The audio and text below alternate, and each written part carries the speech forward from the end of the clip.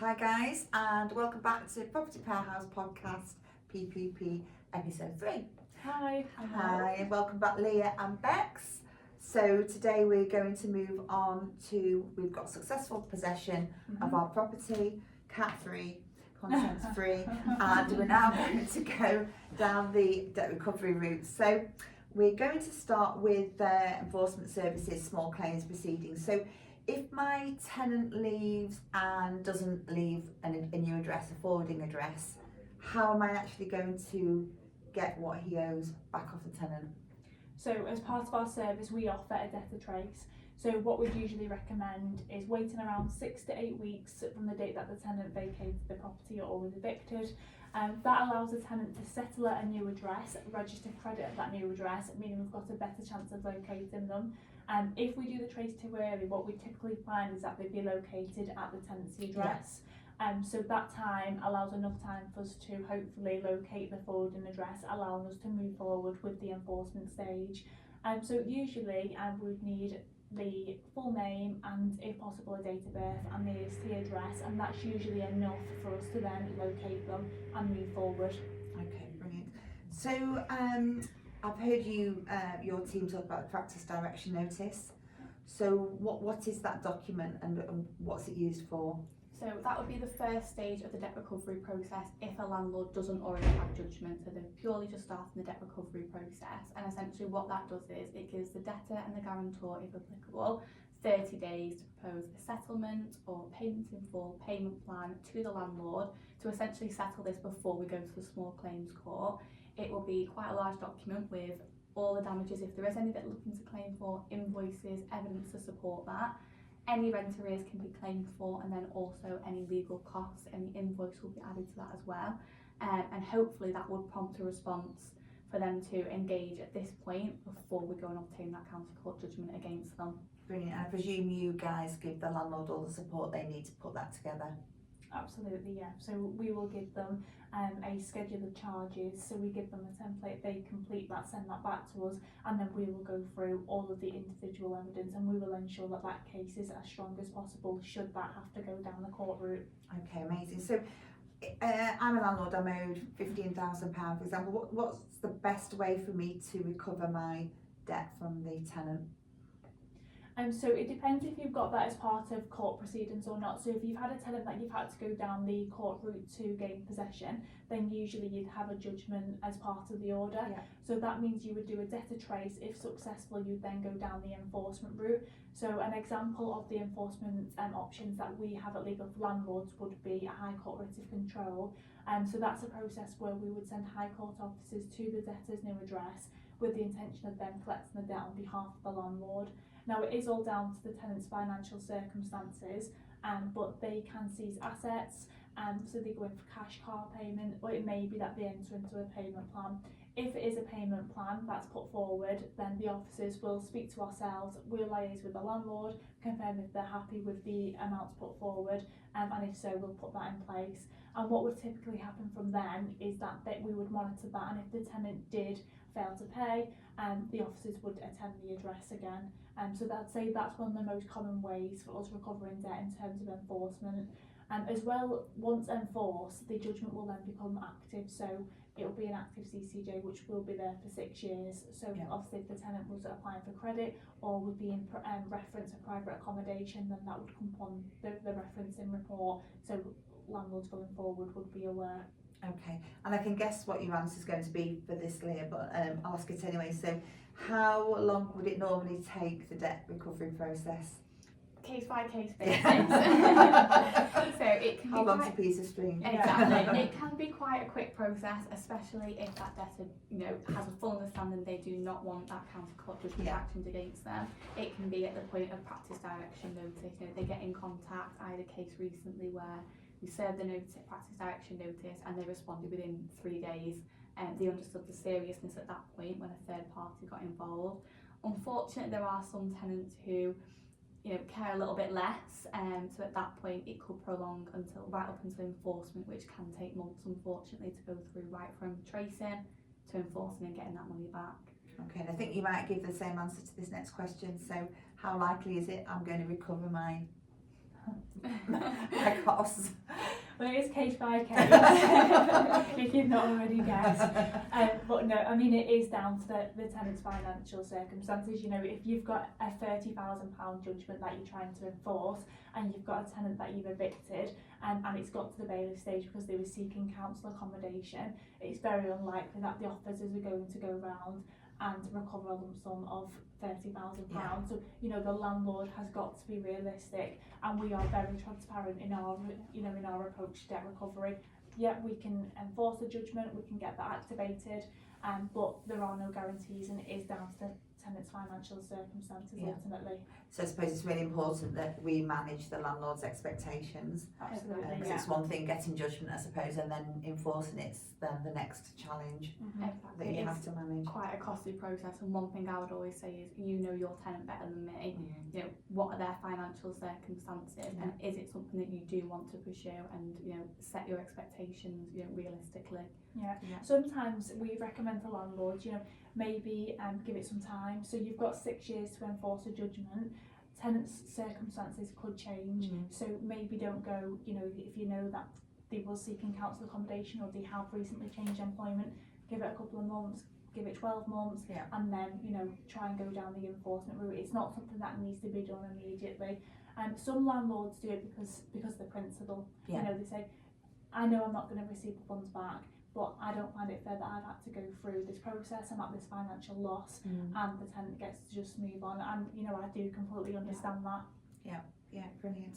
Okay, so that's been really helpful. So we've gone through the whole of the process.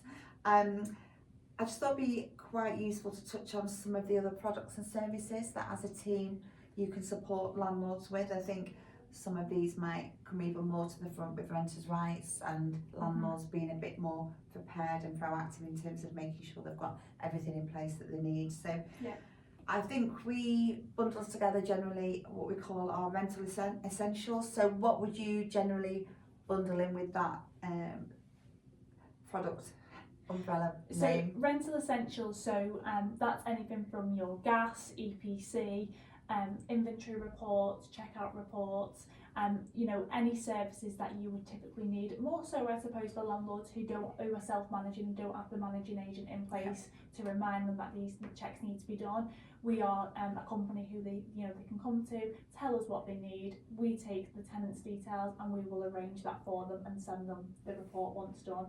So one-stop shop, really. Exactly that. Brilliant. And EPCs, I know we've looked at an EPC recently, Leah. Why do I need an EPC? So an EPC is your energy performance certificate, and it has to be a minimum of an E rating, and essentially that needs to be completed when the tenant moves in the property to ensure full compliance.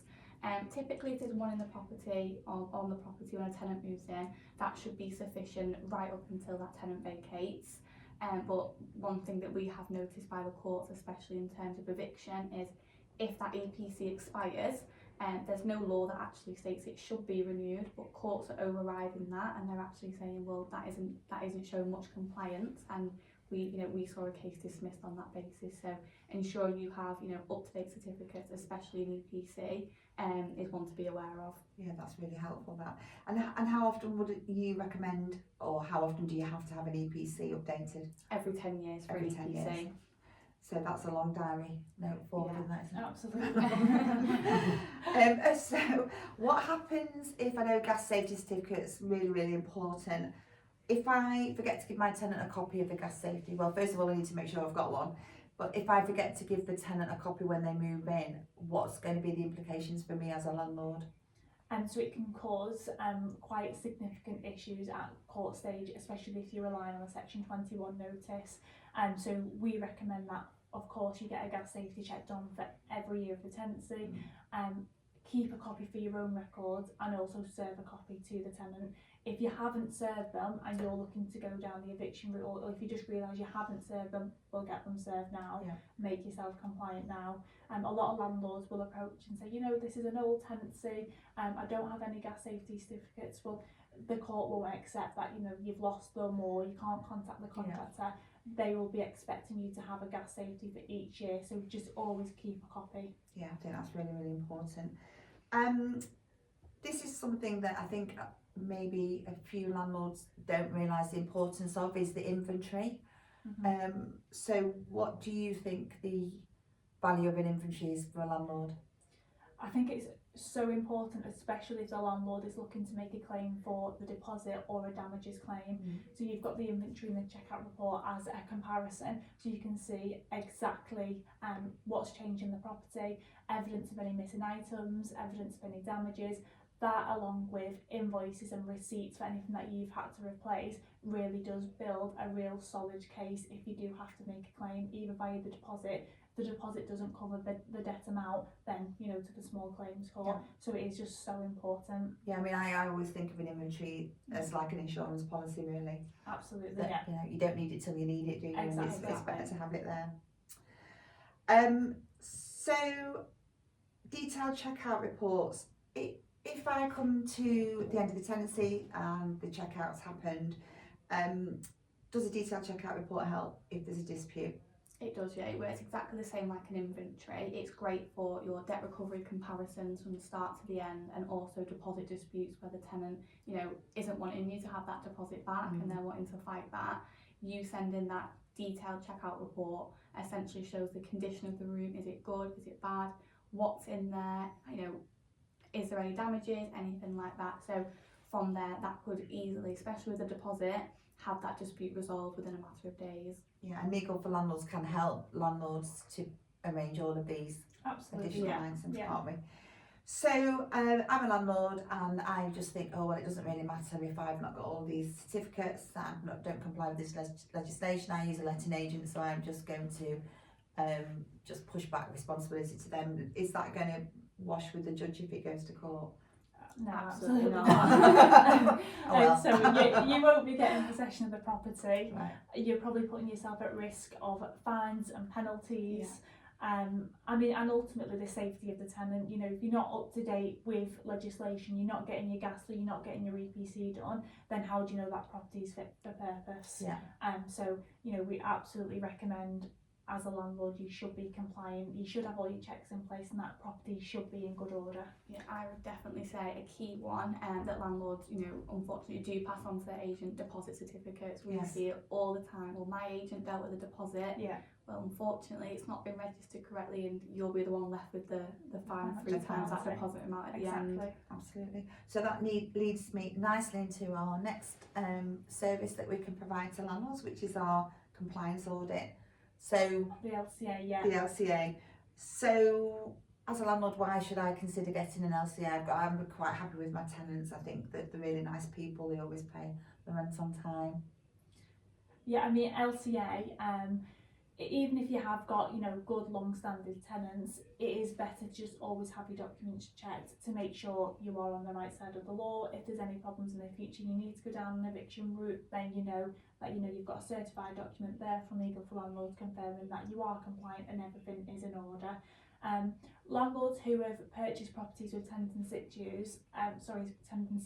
they are the landlords that usually come to us, or typical landlord for an LCA, because they've purchased the property and they've not obtained all previous documents, so there are compliance concerns. So we would use that product to basically tell them what's missing, and then going back to our other services, if there's missing gas, missing EPC, we can put all that in place for the landlord.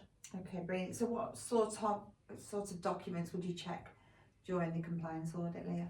So again, that would work a bit like our initial case review from episode 2. You'd be looking at essentially tenancy agreements, ensuring you have a valid gas certificate, EPC, you'd also be looking at referencing reports, right to rent checks. It essentially is a peace of mind to ensure that you've done everything you can to ensure that your insurance is valid, or to ensure if you do need to take those steps in the future to evict the tenant, everything is in place. It's a full comprehensive assessment of all of your tenancy information. Right, and should I be scared if I'm a landlord and there are items missing? No, because we would always point you in the right direction. We would make you as compliant as possible. We'd also bring in some of our other services. So for example, if you were a landlord with a long-standing tenant and you had them referenced, say, 10 years ago, we may recommend that you use our tenant referencing service to get the references updated, just to make sure that, you know, the circumstances are all the same, that the credit files and they still got good credit scores. And some landlords at that stage might even consider putting the insurance in place. So it is a really good product to have in place, just to give you, as Leah said, the peace of mind. Yeah, I was just thinking aloud actually about the rent and legal protection. It's a good point at which to say to the landlord, have you considered this, especially with all the changes Absolutely, that yeah. are going to be coming to us. So is this something that my letting agent will do for me, a landlord compliance audit? No, not typically. I mean, the agent would manage all of the paperwork, and they, you know, depending on the service that you pay them for, they should be keeping on top of all of the standard inspections and checks. But they typically wouldn't be doing a full audit as we would as part of this product. Yeah, okay, brilliant. And then the last thing that I want to talk about today in episode 3 is something that I know you guys are particularly amazing at, is mediation. So that might be mediation between a number of different parties. Yeah. So what is mediation, Leah, and how might it help me avoid going to court? So mediation is essentially the steps that we always recommend to take, if just to essentially open that dialogue with the tenant and see if we can resolve it amicably before we proceed to court, see if we can get any sort of engagement from them, and essentially see if there's any sort of mitigating circumstances that the landlord can consider, to essentially either allow the tenant to stay or have that rent paid back as soon as possible. And it typically is over a 10-day period. You know, can be quite successful. I've had one recently where it did work, and the tenant walked away with allowing to stay in the property and paying all those rent arrears. Yeah, and I presume it's a bit less intimidating for a tenant as well, rather than to have to go through all the formal process to have one of your team to be able to talk to them about it. Yeah. And I think also as well, maybe sometimes even to explain the process to the tenant, because, you know, a tenant might, you know, have got into arrears for whatever reason, but just to talk them through the next steps. Yes, exactly. It gives the tenant the opportunity to explain their personal financial circumstances, and really the landlord doesn't want to go through that, you know, that whole eviction route. That can be long drawn out process, and it can be quite expensive. So the landlord's using this service with the hope that they can resolve things at the early stage to avoid going down the legal route. Yeah, and as well, I think sometimes relations might have broken down between the landlord and tenant. You know, the landlord's angry he's not had his rent, the tenant's potentially distressed, they might, you know, be in some sort of financial difficulty. So it's great to have Legal for Landlords as an objective third party that's coming in and acting as that middleman. Yeah, and also, like we said, you know, in one of the earlier episodes with the pre-court letters, sometimes with it coming from a third party, they do take it that a little bit more serious, and it can prompt a response. Yeah, and exactly, you know, and we have the technical expertise to be able to explain to the tenant and the landlord as well. I think at times what's going to happen and the benefits of that. So when do you think it's the right time to start mediation with a tenant? So mediation, it can be done multiple times. We would typically find that if the tenant falls into rent arrears and they've stopped corresponding with the landlord or managing agent, then before we look to serve any formal notices and formalise the process, we would begin the mediation. It can also work if the landlord has actually been to court, if they've had to go through notice court and bailiffs, and, you know, there's no communication between them and the tenant. Before they then go down the debt recovery to enforce a judgment, they could give the tenant that final opportunity to propose a suitable payment plan for the judgment before it's enforced. So we can offer mediation at multiple different points throughout the process. Okay, that's brilliant. And Leah, how does the 10-day mediation process work in practice? So what's going to happen sort of day by day during that 10-day period? So on day 1, we'll essentially start with a phone call and an email to the tenant and also the guarantor, if that's applicable to the tenancy, to essentially start that dialogue and see if we can get in contact with them. And then it goes on to day 3 to 4. You're then looking at, again, we send up a further reminder of an email, we'll send up a telephone phone call, and then we'll also send up a letter to them, just to essentially get them to get in contact with us. It is informal at this stage. And then at that point on day 7, so a week's been, there's been no engagement whatsoever, we then initiate that to our pre-court action stage, which is essentially going to say that we're going to escalate this further, with potential looking at serving notice and going down the county court judgment route with a further phone call. On day 10, if they've still not responded to us and not looking to engage, we will then continue with the phone calls and emails to the debtor, tenant, guarantor. And then on day 11, it would then be referred to for our case review process to start that escalation with serving notice. Okay, brilliant. So then we start the episode 2 process, don't we, of the evictions Exactly. and so on. So I've got a tenant in one of my properties, they're just not responding to anything at all. So are they a case where it's worth trying mediation? Yeah, definitely. Yeah, mediation absolutely. is actually one of my favourite things that we actually do. I say to everyone, we'll start mediation. The minute that they fall into rent arrears, I think starting that mediation process is the best thing to do. Or sometimes all you need is just to build that communication back up, Absolutely. and then from there things can be smooth going onwards. Yeah, I think when you compare the two, so you've got a 10-day mediation process or a 12-month drawn-out legal, court process, it makes so much more sense to go down that mediation process. And we are having a great success rate. As Leah said, she's had a case recently where they've cleared the arrears in full, so that small expense to the landlord and that short period of 10 days, the problem has been resolved and hopefully stays that way. I think financially and emotionally for both tenant and landlord, it's surely got to be definitely. Exactly, Yeah. and a lot of the time the landlord is then willing to let that tenant stay in the property, and it stops any further action going forward. So you are relationship counsellors, definitely. Yeah, definitely. So how much would mediation cost me then as a landlord? So with ourselves, for the full, it can differ, but for the full package, as Leah explained, it's 125 plus VAT. Okay, so definitely much cheaper than going to court. Much cheaper. Definitely. Landlords could be paying, thousands of pounds if they had to see the court process and debt recovery process right through. Yeah, brilliant. Okay, well, thanks Bex, thanks Leah. That brings us to the end of episode 3, and hopefully that's been really informative to all our listeners. Hopefully, So Hope thank so. you, and we look forward to seeing everyone again on episode 4. Perfect. Thank Thank you very you. much. Thank you.